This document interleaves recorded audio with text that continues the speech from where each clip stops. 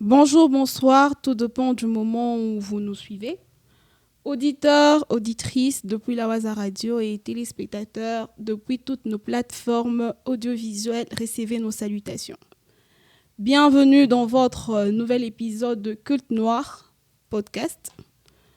Je suis Géonissi Saloumou à la présentation.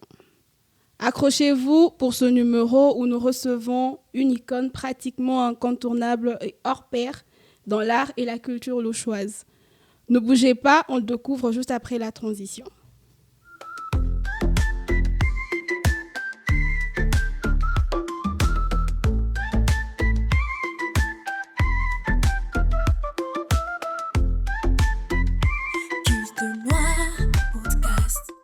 Notre invité d'aujourd'hui est un poète slammer, humoriste aussi. Comme la majorité des artistes, il est plus connu sous son nom de scène. Pour lui, le slam est une thérapie et aussi une spiritualité dont il nous fera l'amitié d'éclaircir son angle de vue. S'il faut parler de lui en dehors de l'art, il est amoureux de maths, cela se prouve par son parcours académique, couronné par un diplôme en chimie métallurgie à l'université de Lubumbashi. En 2018, à peine à ses débuts, il est sélectionné en tant que slammer pour représenter Lubumbashi à Kinshasa pour le 70e anniversaire de la Déclaration universelle des droits de l'homme, où il participe avec plusieurs autres slammers au projet We Are the World, sous la conduite des Kima de Bellard, dont voici l'extrait de son passage. On fait face à de la démagogie. Aucune vérité ne sort de leur clapet. Ils nous promettent la paix, mais il y a des crépitements, des balles à te foutre une nostalgie. Tala, respectez nos droits. Pototia Nassé. Et juste après, il gagne le prix du meilleur slammer en 2019 au niveau provincial dans l'espace Grand Katanga. En cette même année, 2024, il nous a fait voyager dans son spectacle Bienvenue dans ma texte, puis a suivi le voyage galactique avec un spectacle dénommé Astre terrestre. Basculant dans son monde humoristique. Il est membre du KKK Comedy Club, avec lequel il a tenu de magnifiques performances aux côtés de Jackson Bukasa, Hank, Bébé Rico, Serrano Altamaria et tant d'autres. En 2023, il a pris part à la 3e édition du concours Mon premier Montreux Afrique au Bénin et finit sa course en demi-finale dont voici l'extrait. Genre dictionnaire, tu as 30 secondes pour le mettre KO. Ça peut aller? Chers membres du jury, c'est prêt? 1, 2, 3, top chrono, c'est parti! Chers membres du jury, vous auriez dû me laisser passer directement en finale. Parce qu'après ce que je lui ferai ce soir, vous serez complice dans une affaire de meurtre. Frère, l'idée c'était de venir bourré de talent, mais toi t'es venu bourré tout court.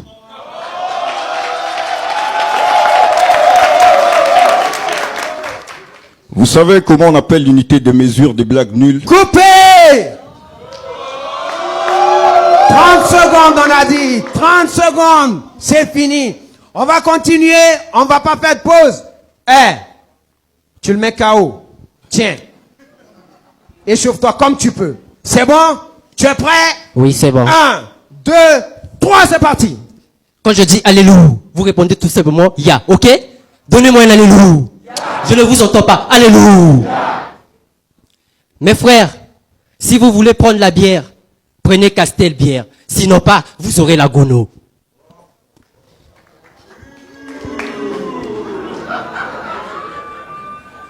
Ok, Mr. Chouchouchou vient de faire ses 30 secondes. C'est sans répit. Sans répit. Deuxième réplique. Ça peut aller? Je additionnais. On y va. Tu là-bas. C'est parti. 1, 2, go!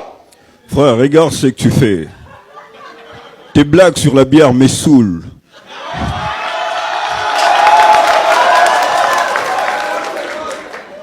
C'est toi qui es ivre, mais ce soir, c'est moi qui va t'épicer dessus.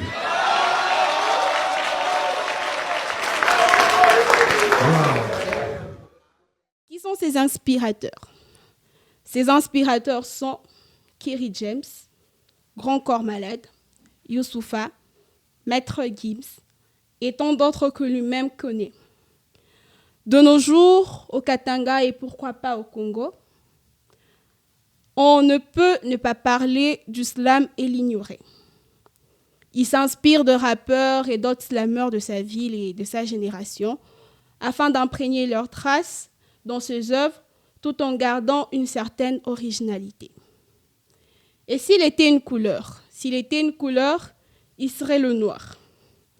Auditrices, auditeurs, rien que pour vous, dans cet épisode, Jordi Mondé ou Mande alias Jordi Dictionnaire.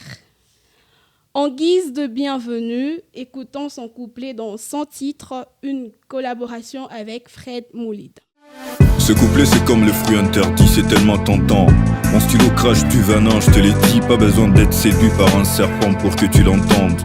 D'entrée de jeu, tu me trouves déjà pas normal après ce slam, tu auras la connaissance du bien et du mal.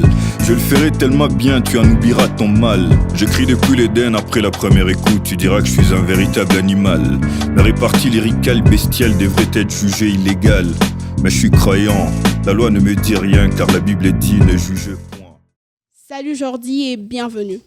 Ouais, salut, c'est un plaisir, merci. Comment te sens-tu après cette petite présentation?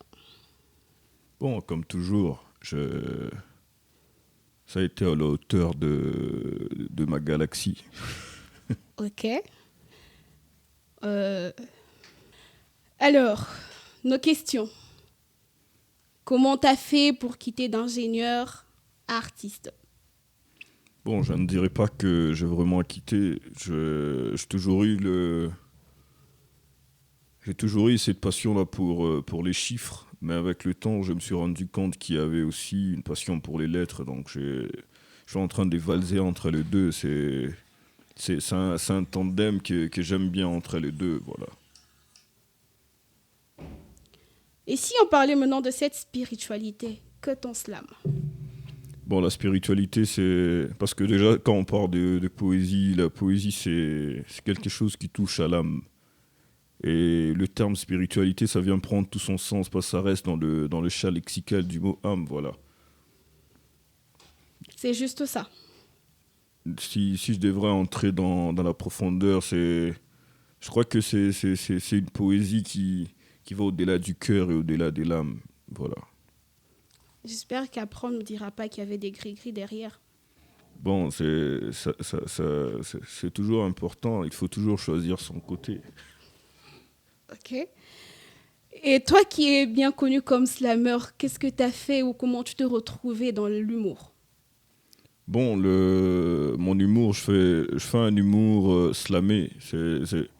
Ça reste de l'humour, mais c'est de l'humour avec une dose de slam. Donc, moi, j'ai été recruté par Benjamin Kaitari. Je commençais dans le Louboum Comedy Club avant d'intégrer le Kéké Comedy. Et c'est là qu'on a tous été recrutés. On a démarré par là. Moi, j'étais sur une scène slam quand il m'avait vu la première fois. Et puis, il a dit non. Avec ce que tu écris là, tu peux faire aussi du stand-up. Et je me suis lancé dans le stand-up comme ça. Ok. Alors, derrière cet accoutrement noir, qu'y a-t-il? Non, il n'y a pas grand-chose. Noir, c'est la couleur des anges, comme je l'ai toujours dit. Seulement parce que c'est la couleur des anges. Bon, il y a beaucoup. C'est le noir qui donne la valeur à ce monde. Ben, les francophones ou les hommes des lettres diront que le noir représente l'obscurité, les ténèbres. Oui, mais en Chine, c'est pas pareil. Ça dépend de... En Chine, c'est plutôt le blanc qui représente les deuils, les ténèbres, tout ça. Ok. Alors, quels sont les retours que tu as de tes proches face à ce langage que tu utilises souvent dans tes slams, dans tes textes, qui semble être cru? Bon, ils sont habitués parce que quand on a un côté fédérateur, il faut y aller, il faut citer le chat par son nom et il ne faut pas mâcher le mot, il faut être assez direct et lucide dans ce qu'on dit ou ce qu'on écrit. C'est ça même qui fait notre ipséité, on se crée une identité propre avec ça. Alors, les enfants dans tout ça? Bon, c'est pas que c'est ouvert, quand je fais des spectacles, c'est ouvert à tout le monde, mais à toujours même quand on part d'un langage cru, à un moment donné, c'est assez dosé pour que chacun ait sa part. Ok, Il n'y a pas que ça au fait. ok. Et cet astre que tu es, il est lumineux ou non lumineux? Mais je mets du noir donc il est lumineux, non? Alors c'est contradictoire alors. Pas du tout, ça dépend de l'angle. Moi je dirais que tu es un astre non lumineux parce que tu es tout en noir, tu t'habilles en noir, le noir c'est carrément toi. C'est justement ça, c'est justement le concept. C'est dans le noir qu'on se reconnaît vraiment. Ok. Ouais. C'est dans le noir où on peut ouvrir les yeux grands. Attention, on n'est pas à se cogner. Ben, Dernière question, qu'est-ce que tu aurais voulu nous dire mais qu'on n'a pas demandé à savoir? ça a l'air d'un traquenard. C'est une question piège. Rien à voir avec un piège. Bon, reprenez la question, reprenez la question. Qu'est-ce que tu aurais voulu nous dire qu'on n'a pas demandé? Bon, pas grand-chose. Cette année, il y a des gens qui se posent la question de savoir pourquoi je n'ai pas fait de scènes humoristiques cette année. C'était une décision personnelle. Mais bon, l'année prochaine, pas l'année prochaine, je crois que la fin de cette année, je serai déjà de retour sur des scènes humoristiques, voilà. D'accord, donc on t'attend avec joie. Ouais, surtout avec rire. Ok.